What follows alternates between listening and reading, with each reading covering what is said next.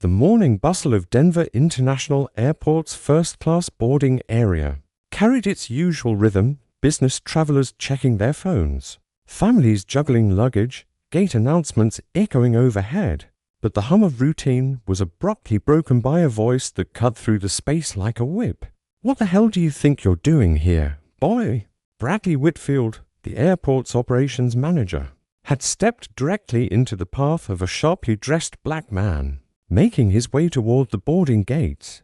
Bradley's face twisted with disdain, his words loud enough for the entire waiting area to hear. Conversations faltered. Heads turned.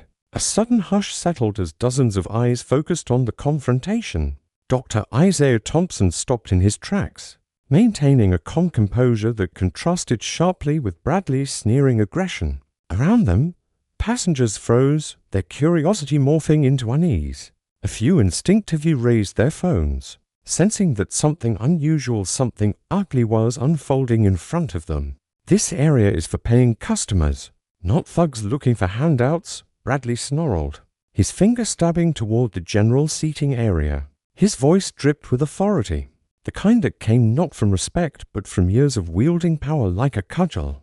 "Get your ass back there before I call security." Isaiah neither flinched nor raised his voice. His stillness only seemed to inflame Bradley further. The operations manager stepped closer, invading his personal space, his words escalating. "Are you deaf? I said move, get her trash." The insult lingered in the air, thick with contempt. To the crowd, it was a shocking display of prejudice. To Isaiah, it was another moment of discrimination in a lifetime of witnessing it. He merely adjusted his jacket, a subtle movement that revealed a lanyard around his neck. A polished badge caught the light, flashing briefly for anyone attentive enough to notice. Bradley wasn't paying attention. His own rage blinded him to the details that mattered. That lanyard, that badge, represented authority on a level he couldn't begin to imagine, a truth that would soon flip this scene of public humiliation into the most catastrophic mistake of his career. Long before the ugly scene at the boarding gate, another story had already begun to unfold inside Denver International Airport. At precisely 6:15 a.m., security cameras captured operations manager Bradley Whitfield entering the airport's restricted evidence storage room. The footage, though at the time unnoticed, would later prove to be one of the most damning pieces of evidence in the case against him. Bradley moved with a chilling sense of purpose. He wasn't fumbling around or acting uncertain. He knew exactly which cabinet to open and precisely what he wanted. His hands, steady from practice, rifled through shelves of confiscated items until they landed on a small plastic bag. Inside was a residue of white powder cocaine seized from a passenger 3 weeks earlier. Without hesitation, Bradley slipped the bag into his jacket pocket, glancing once over his shoulder to make sure the hallway was clear. To him, it wasn't theft. In his twisted reasoning, it was preparation. He believed he was defending the airport from undesirable elements, the type of people he stereotyped and vilified daily. "People need to learn their place," he muttered under his breath as he shut the cabinet, blind to the silent cameras recording his every move. While Bradley's scheme was taking shape, Dr. Isaiah Thompson was arriving at the airport with an entirely different purpose. Isaiah was not just another traveler with a briefcase and a ticket.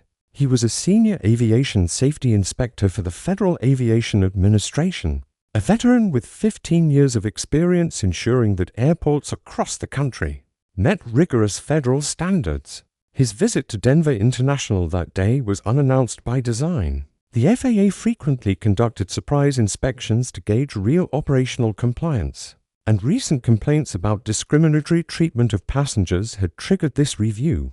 Isaiah's carry-on was neatly packed with specialized tools, digital testing devices, calibration equipment, and stacks of official forms printed on FAA letterhead. He was methodical, professional, and most importantly unaware of the malicious storm already brewing in the same building. Back on the terminal floor, Bradley returned from the evidence room with the cocaine still tucked securely in his pocket. He had carried out harassment plenty of times before, mocking passengers, humiliating them, forcing them to abandon confrontations out of frustration. Complaints had piled up against him, 3 formal grievances in the past 2 years alone, but airport management consistently swept them aside. Valuing his aggressive firmness over passenger comfort, Maria Santos, the head of security, had warned the director only weeks earlier, "Bradley's going to create a major incident one day." No one had listened. And now, with Isaiah's arrival, Bradley saw what he thought was an opportunity to prove himself right. He had the evidence ready, his prejudice sharpened, and a new target in sight. By the time passengers began trickling toward their gates for the morning flights, Bradley Whitfield had already decided that today would not be business as usual. The cocaine in his jacket pocket weighed on him not with guilt, but with anticipation. He believed he had finally set the stage for proving what he called his instincts. To Bradley, the first-class lounge was his stage, and every passenger merely an audience to his performance of authority. He spotted Isaiah Thompson again near the boarding area. The man's calm presence, sharp attire, and professional demeanor should have raised no suspicion. To most observers, Isaiah appeared to be exactly what he was, a seasoned business traveler with purpose. But to Bradley's racially charged mind, Isaiah was a threat simply because of who he was. The sight of a black man standing confidently in first-class territory triggered every prejudice Bradley had nurtured over years of unchecked behavior. Bradley's plan was already in motion. He had used the same tactic many times before: create a scene, manufacture suspicion, escalate until the target either left or submitted. But today he intended to go further than harassment. Today, he would catch someone red-handed. He moved strategically, standing close enough to Isaiah to watch him without appearing to stare. His hand slipped into his pocket, fingers brushing the small plastic bag. The thought of humiliating Isaiah in front of dozens of witnesses sent a twisted thrill through him. Gate agent Jennifer Lou glanced up from her computer as Bradley passed. She'd seen Isaiah arrive earlier and noticed his expensive briefcase and steady, professional manner. Nothing about him struck her as suspicious. So, when Bradley muttered, "Keep an eye on that one, we might have a problem," she was confused. A problem? With this well-dressed traveler? But she knew better than to challenge her volatile supervisor. Meanwhile, Isaiah was quietly going about his inspection. He studied the flow of passengers, noted the placement of security cameras, and observed the efficiency of boarding procedures. Every detail mattered to him. He was, after all, here to investigate complaints of discrimination and irregularities. He was documenting what looked routine while mentally cataloging areas that might raise concern. Ironically, he had already encountered one glaring violation. The hostile man who had accosted him earlier wore an official airport badge. That detail alone would warrant inclusion in his report. Discrimination from an employee in authority was not just a minor issue. It was a serious breach that could invite federal penalties. But Isaiah didn't know that this same man was now circling back toward him with the intent to commit a federal crime in plain sight. Bradley positioned himself closer, pacing like a predator sizing up his prey. Passengers began lining up for the 8:30 flight to Chicago. But Bradley's focus never wavered from Isaiah. The airport manager's chest swelled with self-importance. Convinced that what he was about to do would be seen as heroic, he whispered to himself, "Time to clean house." In his mind, Isaiah wasn't an FAA inspector on official duty. He was just another undesirable to be taught a lesson. Bradley's arrogance was complete, his confidence absolute. What he failed to grasp was that every movement, every aggressive step, every gesture toward his pocket was being silently recorded by security cameras. Even worse for him, dozens of passenger phones were already poised to capture whatever drama was about to unfold. The trap was set. The evidence waited in his pocket, and Bradley Whitfield, blind to the truth, was about to make the single most catastrophic mistake of his career. Bradley Whitfield had rehearsed this kind of encounter in his head 100 times before. He thrived on the rush of confrontation, the self-satisfied feeling of bending someone else beneath the weight of his authority.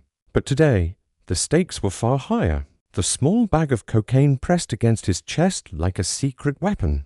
The proof he believed would transform his personal prejudices into official vindication.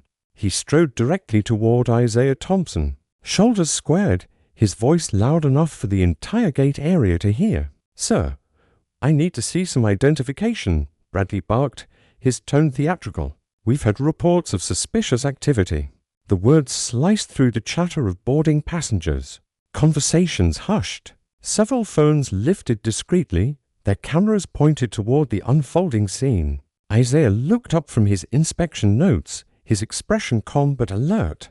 "I'm sorry, what reports?" "I've been standing here reviewing documents. Don't play dumb with me," Bradley sneered. "Stepping closer. I know your type. Probably here casing the place, looking for what you can steal or worse." The venom in his words hung in the air like poison. Passengers shifted uncomfortably, exchanging glances that said everything. "This doesn't look right." Isaiah, trained to maintain composure in volatile situations, kept his voice measured. "Sir, I'm going to need to see your supervisor. This interaction doesn't seem standard." Bradley gave a mocking laugh. "I am the supervisor here, genius. Airport operations manager. And right now, you're my problem." He puffed out his chest as if daring anyone to challenge him. More passengers began gathering, drawn by the rising volume. Robert Hayes, a businessman in a tailored suit waiting for his Chicago flight, pulled out his phone and hit record. "This doesn't look right," he whispered to his wife. "That airport guy's way out of line."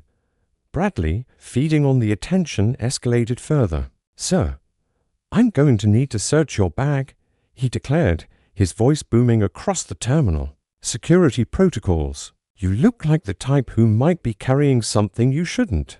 Isaiah's eyes narrowed slightly. He had dealt with aggressive behavior before, but this blatant profiling was extraordinary. Still, he chose professionalism. "I'm happy to cooperate," he said evenly, "but I'd like to see your written authorization." "Standard procedure requires documented reasonable suspicion." Bradley smirked, his voice dripping with mock surprise. "Reasonable suspicion? How about this?" He jabbed a finger toward Isaiah's chest. "You don't belong here. You're acting nervous, and frankly, people like you are usually up to no good." The crowd's discomfort deepened. Several people shook their heads. Others muttered under their breath. The racism was no longer subtle, it was glaring. Undeniable. Maria Santos, the airport's security chief, had been called by concerned staff and now approached the scene, her eyes narrowing as she sized up the situation. "Mr. Whitfield," she began carefully, "what exactly is going on here?" Bradley seized the opportunity to play the hero. "I've got a suspicious individual refusing to comply with security procedures," he announced, his voice carrying to every corner of the gate area. "Probably carrying contraband. You know how these people operate." Isaiah, recognizing resistance would only inflame the situation, placed his carry-on bag on a nearby chair. His voice was steady. "I'll comply with your request, but I want everything documented and witnessed. This interaction is highly irregular."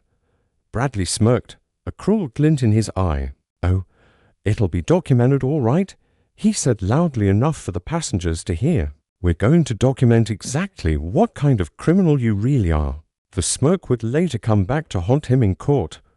Isaiah unzipped his bag, carefully removing items for inspection, sleek digital devices, measurement tools, and neatly organized folders with federal letterhead.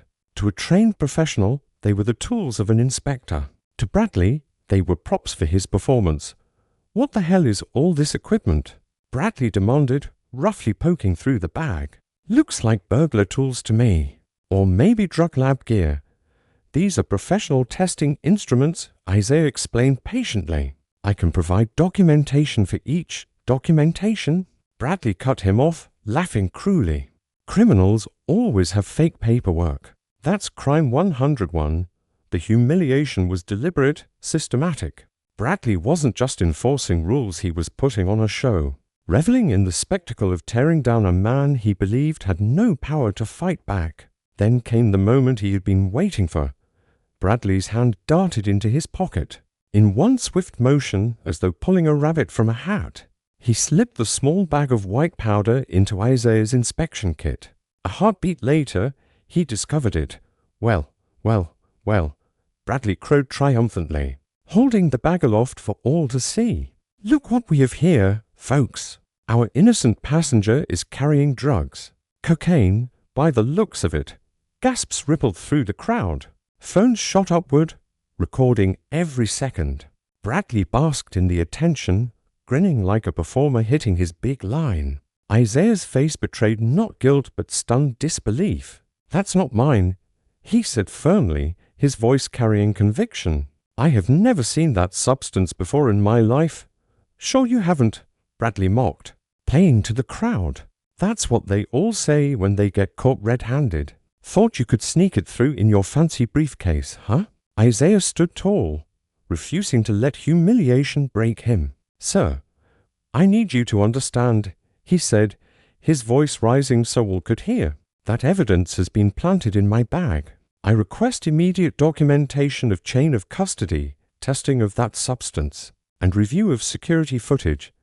Bradley laughed, the sound harsh and ugly. "Chain of custody? Security footage? You've been watching too much Law and Order, buddy. This isn't TV. This is real life. And in real life, drug dealers go to prison."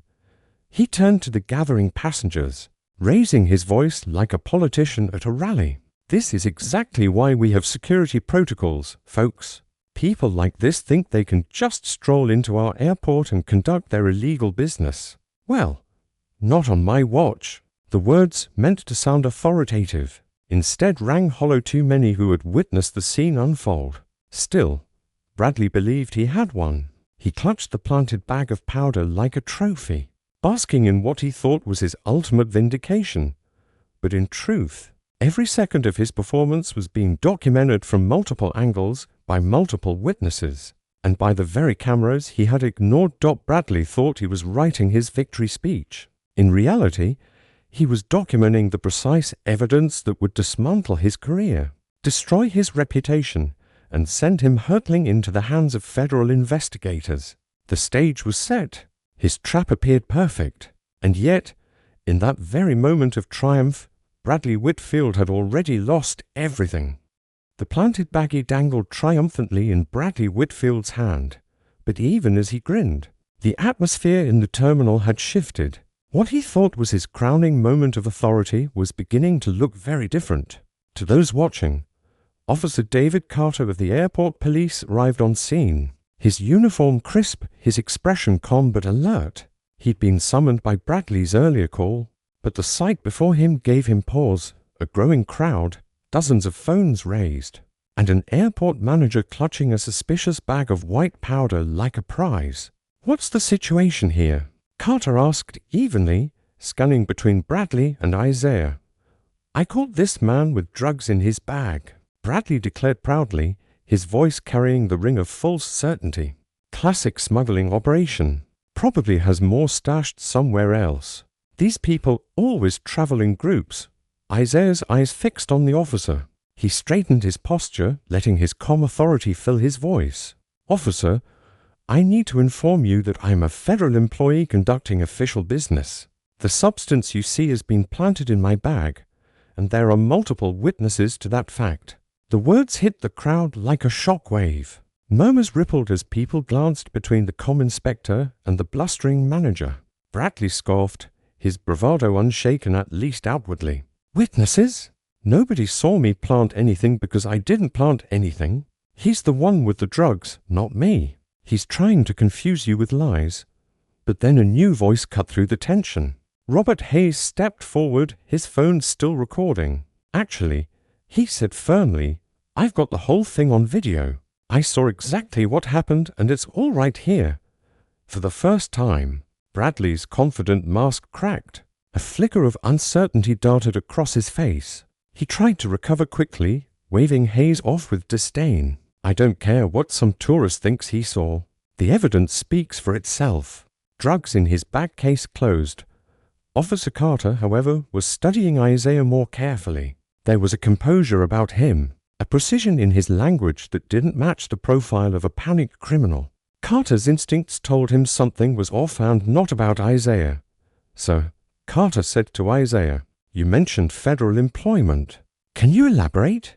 Isaiah's tone remained professional, his words precise. I'm Senior Aviation Safety Inspector Isaiah Thompson, Federal Aviation Administration, badge number 4429. I am here conducting an unannounced compliance inspection of this facility under federal mandate. The effect was immediate. The crowd collectively drew in a breath. Bradley's triumphant smirk collapsed into disbelief. Federal Inspector, FAA, official business.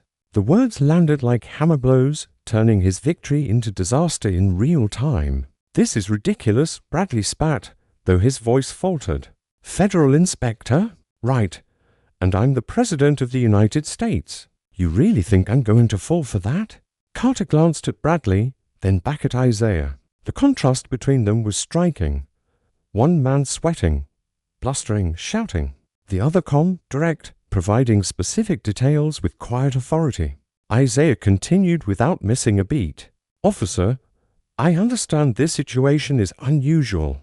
That's why I need you to contact my supervisor at the FAA District Office immediately. Director Sarah Martinez, Western Mountain Region. She can verify my identity within minutes. The specificity of the information gave Carter pause. Criminals didn't usually hand out verifiable names and phone numbers for federal supervisors. Bradley, however, doubled down, desperation creeping into his tone. Federal investigation? What's next? You going to tell us you're CIA? FBI? Give me a break. He turned to Maria Santos, who had been standing quietly but tensely nearby. Don't let him manipulate you, Santos. I caught him with drugs. That's all the verification we need. Maria hesitated. She had long suspected Bradley's behavior would lead to disaster, and what she was seeing now only deepened her unease. Maybe we should verify his credentials, she said cautiously. Verify what? Bradley snapped, his face reddening.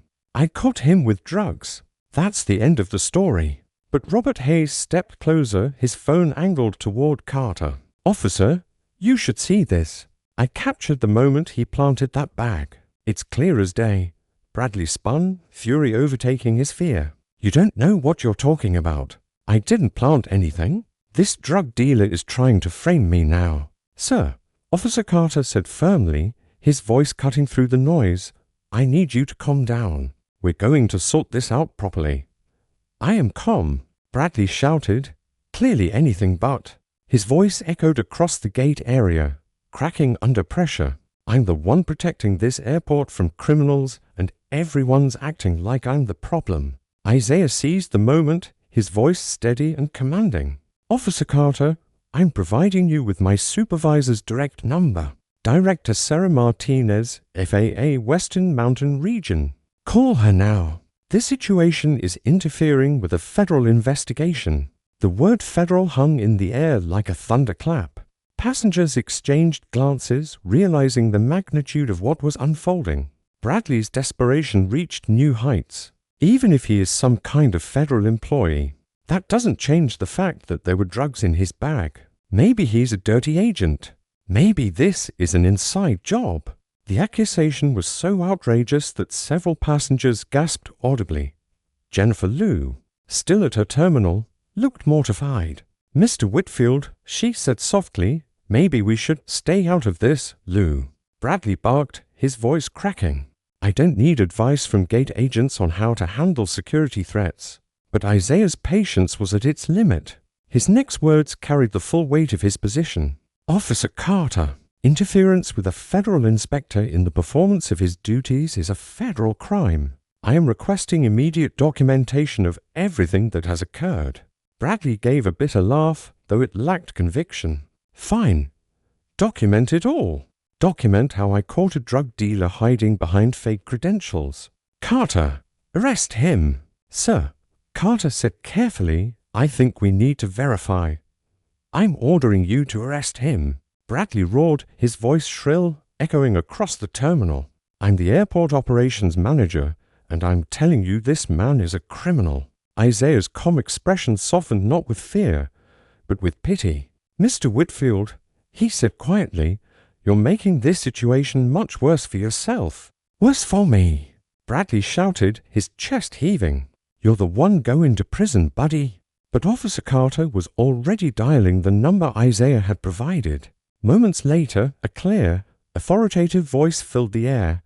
"This is Director Sarah Martinez, FAA. Inspector Thompson is conducting an unannounced compliance review under federal mandate. Any interference with his duties constitutes a federal crime. I'll be there within the hour." The blood drained from Bradley's face. For the first time, reality began to pierce the armor of arrogance he'd worn for years. "This is impossible," he whispered, his voice hollow. "This can't be real." But it was real, and Bradley Whitfield had just committed multiple federal crimes on camera, in front of dozens of witnesses, against a senior inspector of the Federal Aviation Administration. His carefully crafted world of intimidation and prejudice was collapsing piece by piece, word by word, as the truth finally caught up to him. The silence in the terminal was suffocating. A minute ago, Bradley Whitfield had strutted like a conquering general. Now he stood pale and trembling, the small plastic bag in his hand suddenly feeling like a ticking bomb. The voice of FAA Director Sarah Martinez still echoed in everyone's ears through Officer Carter's phone. Interference with a federal inspector constituted a federal crime. Bradley's knees wobbled. This can't be happening," he whispered, though no one seemed to be listening anymore. Isaiah Thompson, by contrast, looked immovable. Calm authority radiated from him as he lifted his lanyard again, displaying his credentials for all to see. The FAA seal gleamed unmistakably, his photograph and badge number clearly visible. His voice, even and controlled, carried the weight of 15 years of federal service, as I explained. He said to Officer Carter and the growing audience, "I am Senior Aviation Safety Inspector Thompson, conducting an unannounced compliance review of this airport's operations. What has transpired here will be documented in full." The irony landed hard. The very inspector investigating complaints of discrimination had been profiled and framed by the manager tasked with running the airport. Passengers muttered in shock, and many shook their heads. Some whispered words like unbelievable and lawsuit. Maria Santos, the security chief who had long warned management about Bradley's behavior, stepped closer. Her eyes locked on Isaiah's badge before flicking back to Bradley. Her voice was tight with fury. "Inspector Thompson, I'm so sorry. We had no idea an inspection was underway." Isaiah nodded once. "That's the point of an unannounced inspection, Chief Santos. Authentic conditions must be observed, and what I've observed is deeply troubling." Bradley's chest heaved as he tried to claw back control. No, you don't understand. I caught him with drugs. I was protecting the airport." Isaiah's tone sharpened. "What you're holding, Mr. Whitfield, isn't cocaine. It's a standard FAA testing compound used for calibration of detection equipment. Every kit is labeled, every item logged with federal ID numbers. You mistook my calibration material for contraband, then tried to use it against me." Officer Carter examined the bag and quickly found the tiny printed label. FAA testing compound, not for unauthorized use. He exhaled heavily, his eyes narrowing on Bradley. A ripple of shock spread through the crowd. Robert Hayes muttered, loud enough to be recorded on multiple phones. He tried to frame a federal inspector with the inspector's own testing powder. "Jesus Christ!"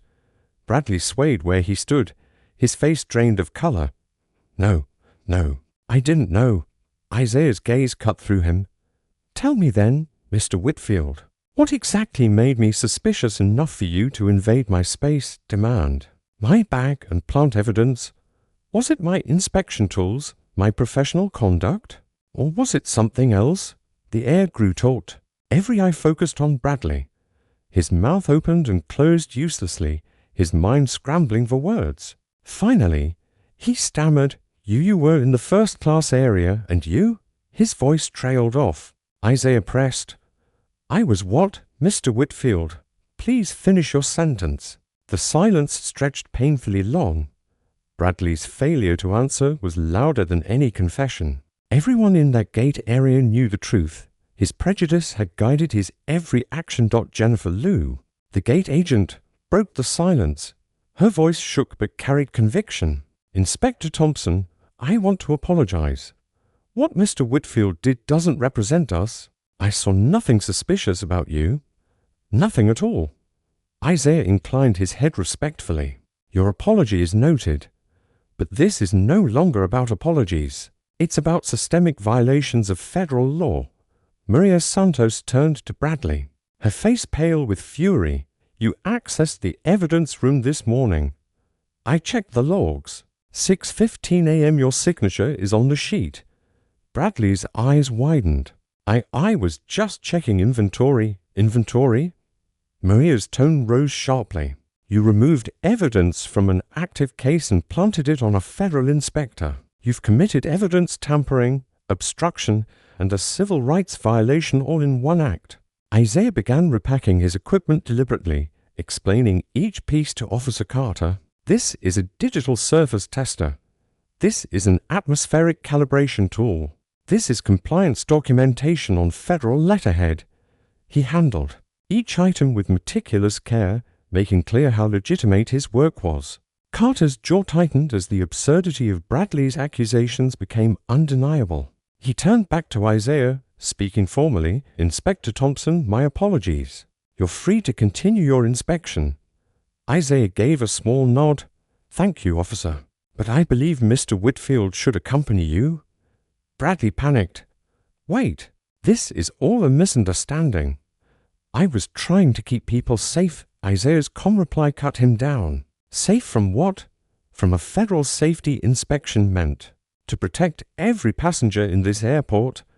Bradley's lips moved, but no words came. His chest rose and fell in quick, shallow bursts. He looked less like a protector of the airport and more like a man watching his life unravel. At that moment, Carter's radio crackled again. Director Martinez's voice came through, sharp and commanding. "Inspector Thompson, federal agents are en route. Continue your inspection and document everything. Mr. Whitfield and any supervisors complicit will be fully investigated." The words landed like hammers.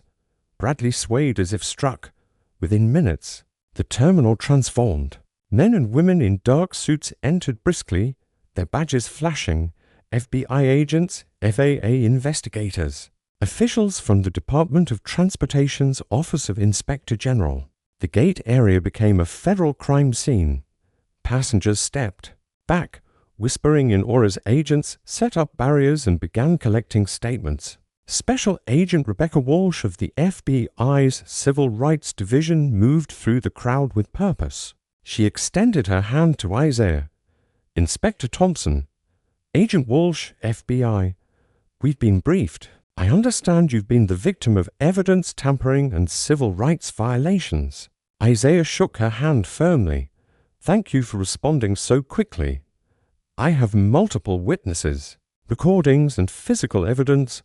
Walsh turned on Bradley, who looked cornered and broken. Her tone was icy. "Mr. Whitfield, you're under arrest for evidence tampering, filing false reports, interfering with a federal investigation, and violation of civil rights under color of authority." Bradley's eyes bulged. "Civil rights violations? No. I treated him like I'd treat anyone suspicious." Walsh arched an eyebrow. "Suspicious how? Explain." "Exactly. What made Inspector Thompson suspicious?" Bradley floundered. He was in the wrong area. The first-class section. Walsh consulted a document handed to her by Santos. Inspector Thompson had a first-class ticket purchased by the FAA for official travel. He was exactly where he was supposed to be. The revelation crushed Bradley. His head dropped. His voice shrank. No, that's not possible." Bradley's denial sounded hollow, even to himself. The crowd of passengers who had gathered around began shaking their heads. Some muttered words like pathetic and disgusting. The once feared operations manager had been stripped of authority, stripped of respect, and now stripped of excuses.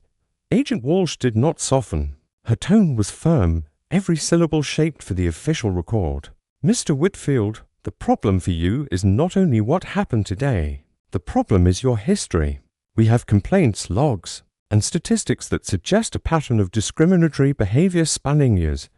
Maria Santos, who had been silent until now, stepped forward with a heavy folder clutched in her hand. She passed it to Walsh. 17 formal complaints in the last 3 years, Santos said flatly. Most of them dismissed. Some marked as resolved without investigation.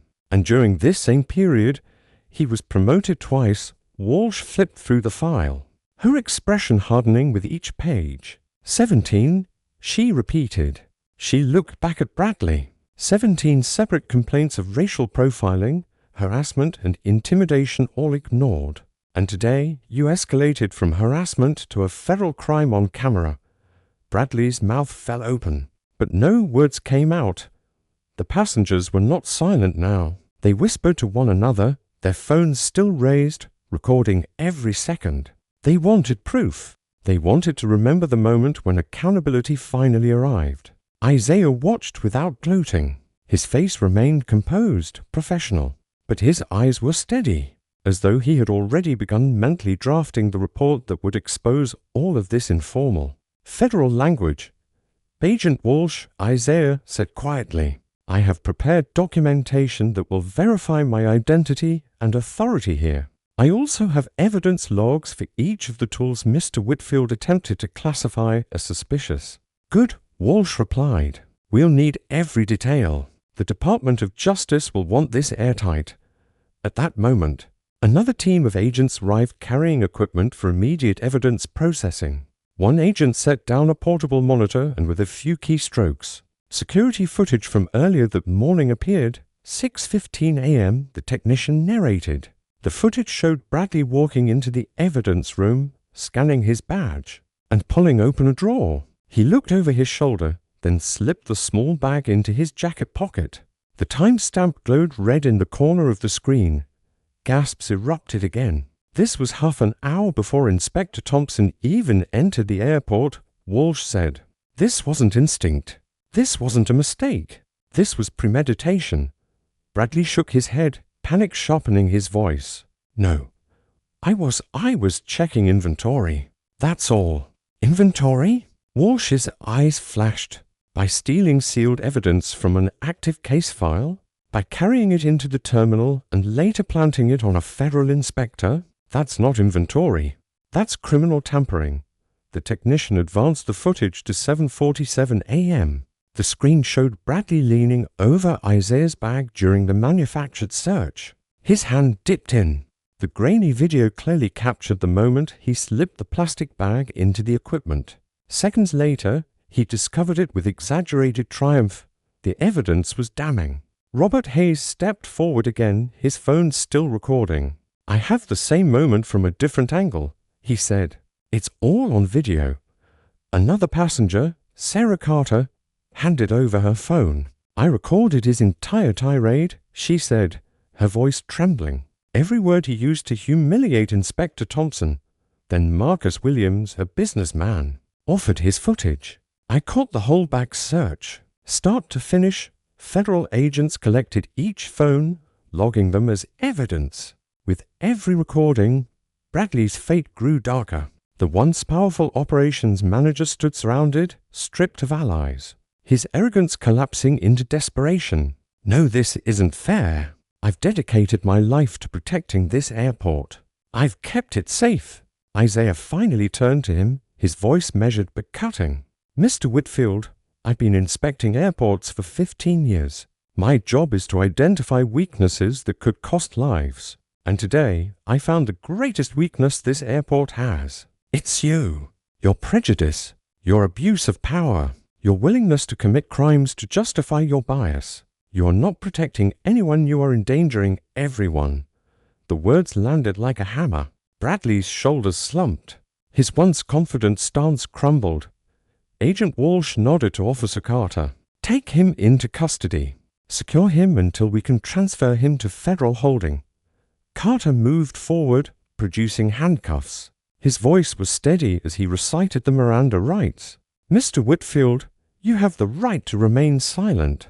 Anything you say can and will be used against you in a court of law. The metallic click of the cuffs closing around Bradley's wrists echoed in the terminal.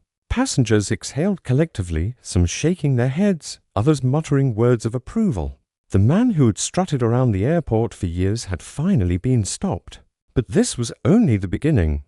Agent Walsh turned to her team. Seal the evidence room. Audit every case file. Cross-check every arrest Mr. Whitfield has touched in the past 5 years. If he has done this once, he may have done it before. Maria Santos nodded grimly. I'll provide full access to staff records. Many of us filed reports. None of them went anywhere. Director Martinez, who had been quietly absorbing the scene, finally spoke, her voice resonant with authority. Then they will go somewhere now. Every report, every complaint, every ignored warning will be part of this investigation. The culture of silence ends today. The declaration was met with nods from agents, murmurs from passengers, and relief on the faces of airport staff who had long endured Bradley's bullying. Isaiah remained composed, but inside he felt the weight of the moment. This was bigger than him, bigger than one act of misconduct. It was about a system that had allowed abuse to thrive, until it reached a catastrophic breaking point. He opened his notebook and began jotting observations, chain of custody failures, discriminatory targeting, supervisory negligence. His report would not only recount what happened, it would demand systemic reform. Bradley, meanwhile, was led toward the exit in handcuffs, his protests dwindling to incoherent mutters. He glanced once toward Isaiah, but the inspector did not return his gaze. There was nothing left to say. Passengers pulled out their phones again, not to record Bradley, but to document the agents, the procedures, the sense of justice being restored in real time. For once, the cameras weren't tools of humiliation. They were instruments of accountability. And through it all, Isaiah remained steady, the eye in the storm, the professional whose calm dignity had turned a racist abuse of power into the catalyst for long overdue change. Detarget or pause here? The gate area gradually began to return to its ordinary rhythm, though the atmosphere remained electric. The tension had shifted, less fear, more vindication. Travelers whispered to one another, pointing at the agents, shaking their heads at Bradley. Glancing respectfully at Isaiah. Agent Walsh coordinated her team with brisk precision. Collect statements from every passenger who recorded video. Document times, angles, and chain of custody. I want redundancy. If one piece of evidence is challenged, another will corroborate it. Her words reassured the crowd. Accountability wasn't going to vanish into bureaucracy this time. Director Martinez addressed the staff directly. Let this be clear, ignoring misconduct is complicity. From this moment, complaints will be investigated with transparency. We are instituting reforms immediately. Maria Santos, standing nearby, felt both relief and vindication. For years, her warnings had been dismissed. Now, federal eyes were on every corner of the airport. Isaiah closed his notebook and approached Walsh. I will continue the compliance review. My findings will address not just Mr. Whitfield's actions, but the systemic failures that enabled him. Walsh nodded, and my office will ensure those findings translate into accountability. Meanwhile, Bradley was escorted down the concourse, the clink of handcuffs echoing. He no longer shouted, no longer resisted.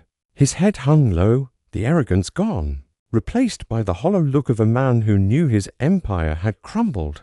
Passengers parted to let him pass, their silence louder than jeers. They had already rendered judgment. Isaiah remained where he was, watching not Bradley, but the passengers. His report would be for them, for every traveler who deserved to walk through an airport without fear of being singled out, humiliated or framed. For the first time in years, Denver International felt less like Bradley's domain and more like public ground, reclaimed for justice.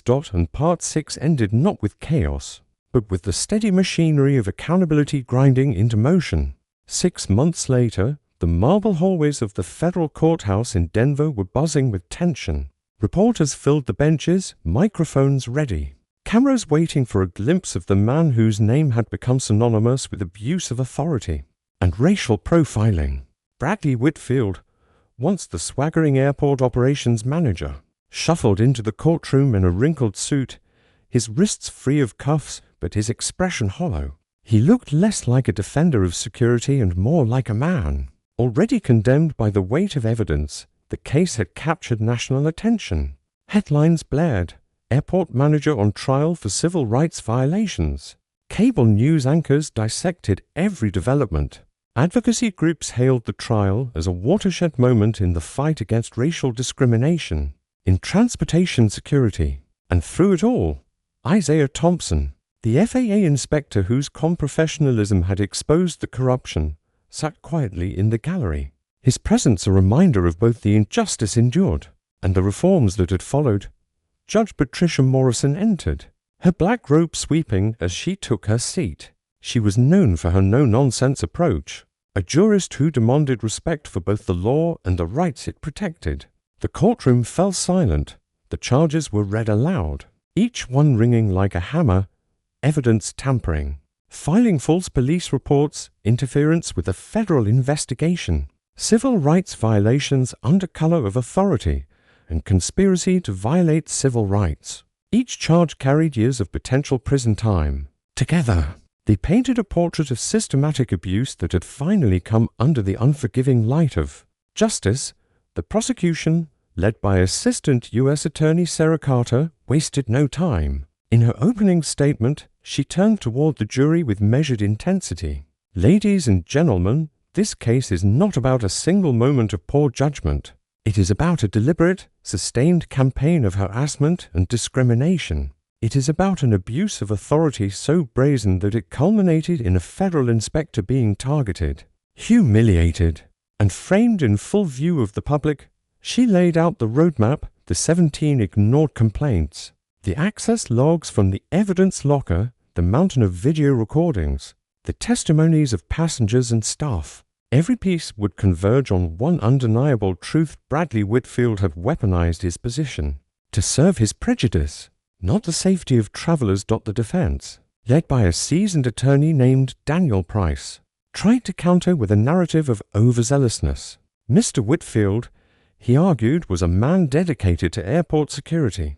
Yes, he was tough. Yes, he made mistakes. But his intention was always to protect, never to discriminate. He painted Bradley as a scapegoat, a man sacrificed by the system to satisfy public outrage. But intentions, as the prosecution soon proved, could not erase facts. Over the course of 3 weeks, witnesses testified. First came Robert Hayes, the businessman whose video had gone viral. He described in painstaking detail how Bradley's hand slipped into Isaiah's bag before theatrically discovering the planted powder. His video was played frame by frame, the jury leaning forward, some shaking their heads at the blatant deceit captured in pixels. Then Sarah Carter, the nurse, took the stand. Her recording of Bradley's racist tirade filled the courtroom. The words, "boy, ghetto trash," hung heavy in the air, undeniable evidence of the prejudice driving his actions. Marcus Williams followed, confirming the sequence of events during the search. Together, the passenger testimonies painted a damning portrait of arrogance, malice, and systemic abuse, but it was Isaiah's testimony that left the deepest mark. For 3 days, he answered questions with the same calm professionalism he had shown on that chaotic morning. He described his role as an FAA inspector, his purpose at the airport, and the precise chain of events. He detailed how Bradley's conduct violated not only civil rights law, but also federal aviation safety regulations. His words were steady, authoritative, and devastating. Inspector Thompson, Prosecutor Carter asked, "What went through your mind when Mr. Whitfield accused you of carrying drugs?"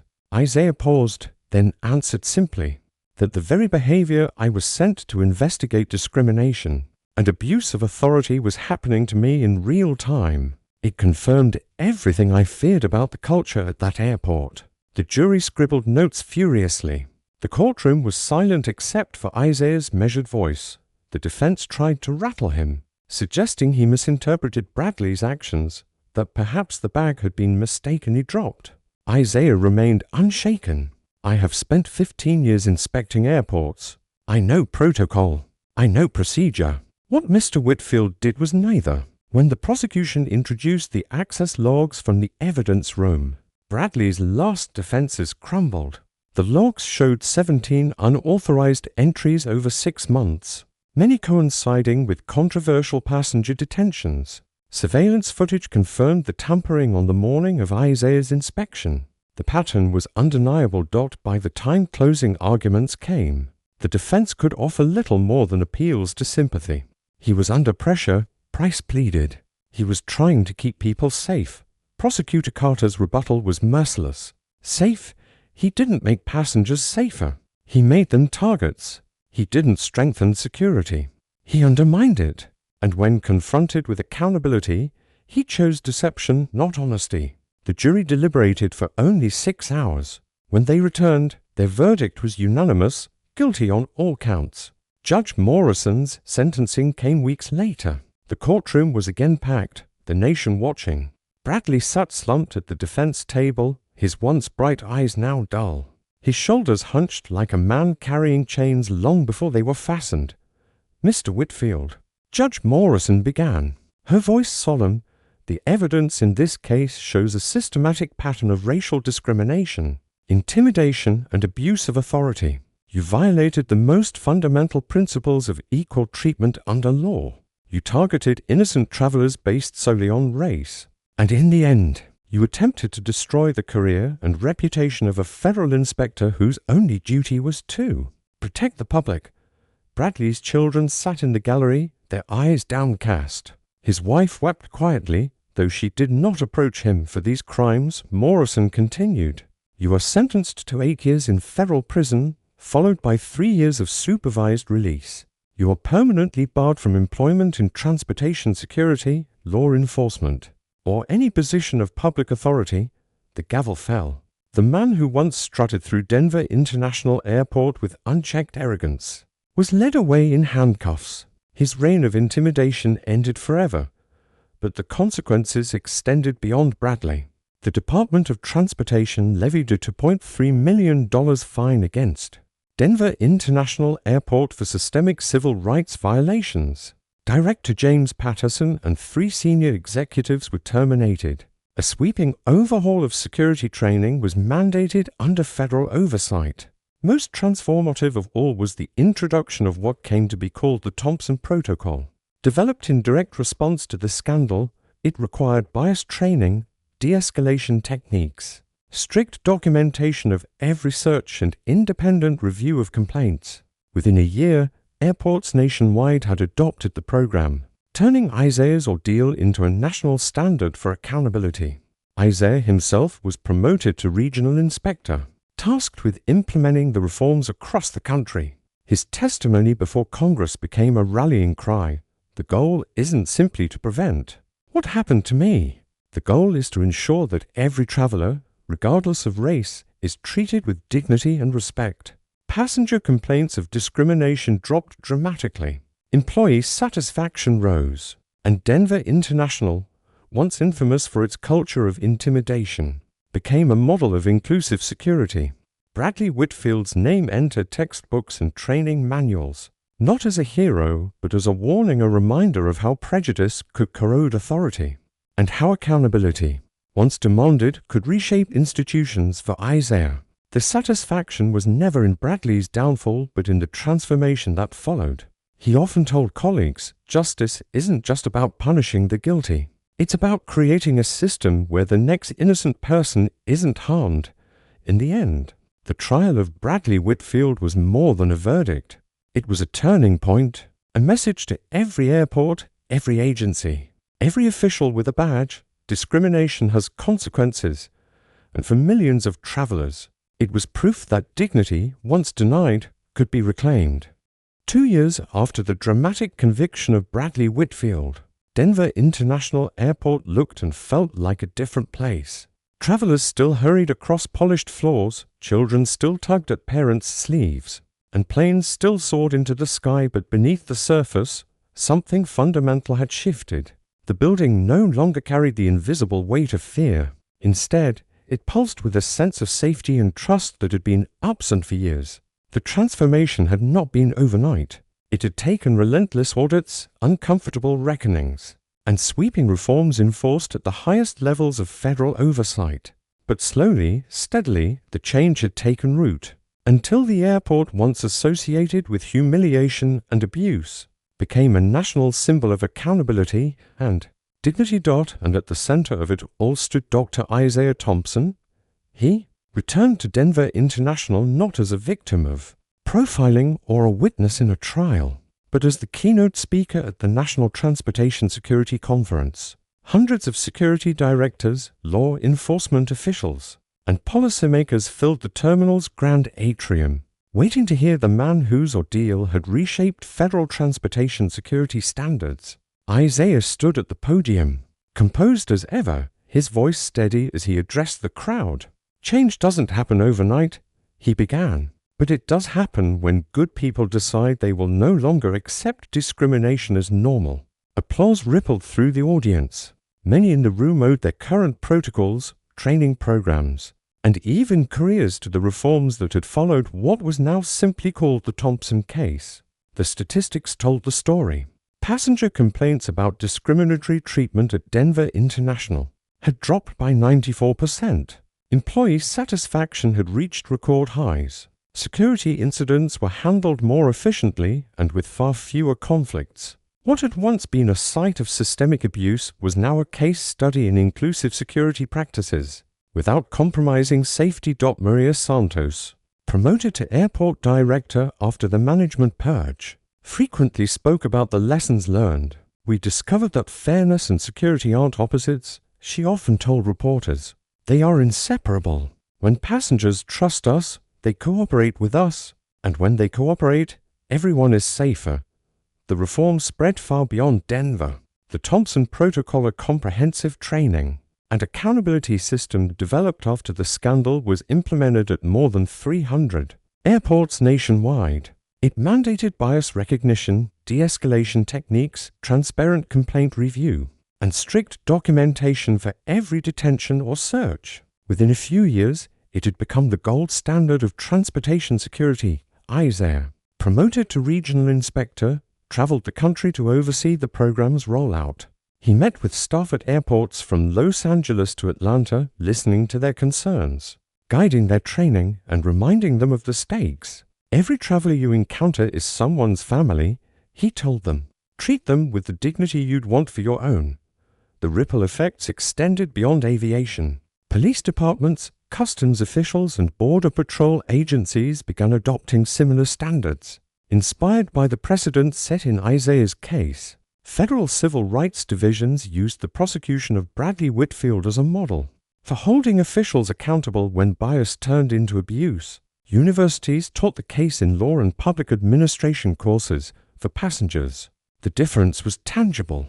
Families of color no longer approached airport checkpoints with the same dread.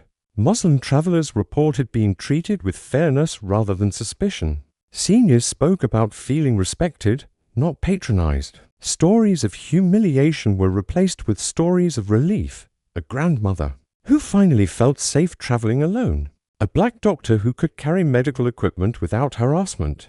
A Hispanic family that boarded their flight without delay or accusation. Jennifer Liu, once a gate agent under Bradley's oppressive supervision, had risen through the ranks. She now oversaw training for the entire Western region. When asked how she found the courage to testify against her former boss, she answered simply, "Because silence would have meant more victims. I couldn't stay quiet anymore." Her story was included in training modules as an example of moral courage. Even passengers played a role in sustaining reform. Robert Hayes, the businessman whose cell phone video had been pivotal in exposing Bradley's crime, became an advocate for passenger rights. At conferences, he reminded audiences, "Everyone with a phone is now a potential check on abuse of power. The days of misconduct hidden in shadows are over." For Bradley Whitfield, the story ended differently. He remained in federal prison, his appeals exhausted, his name now a cautionary tale.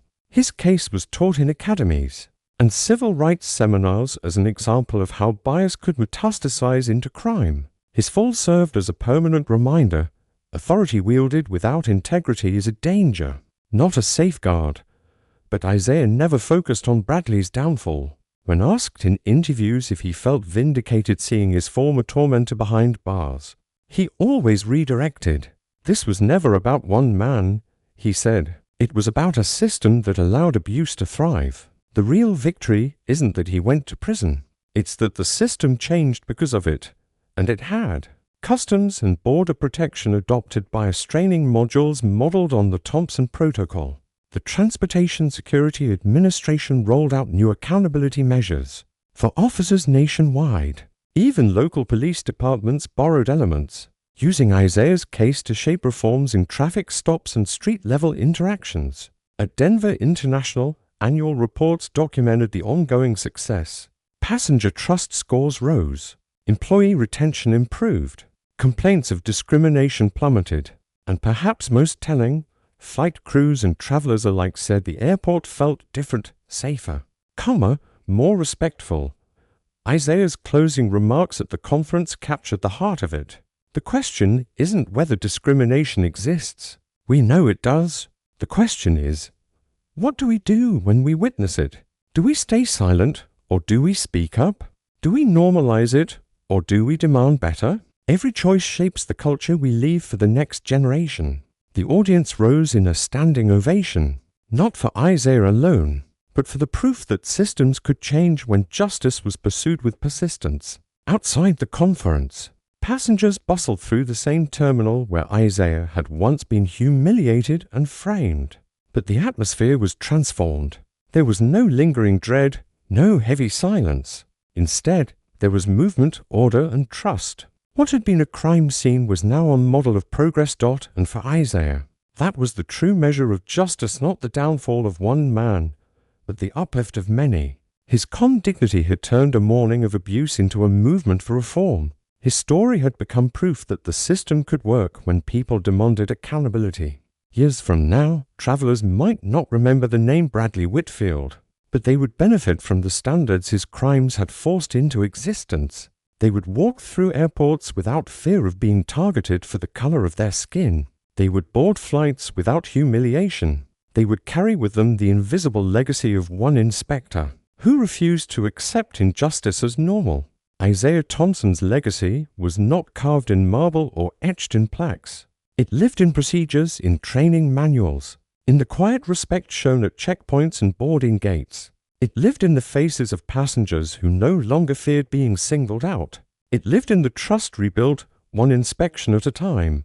Justice had not only been served, it had been institutionalized.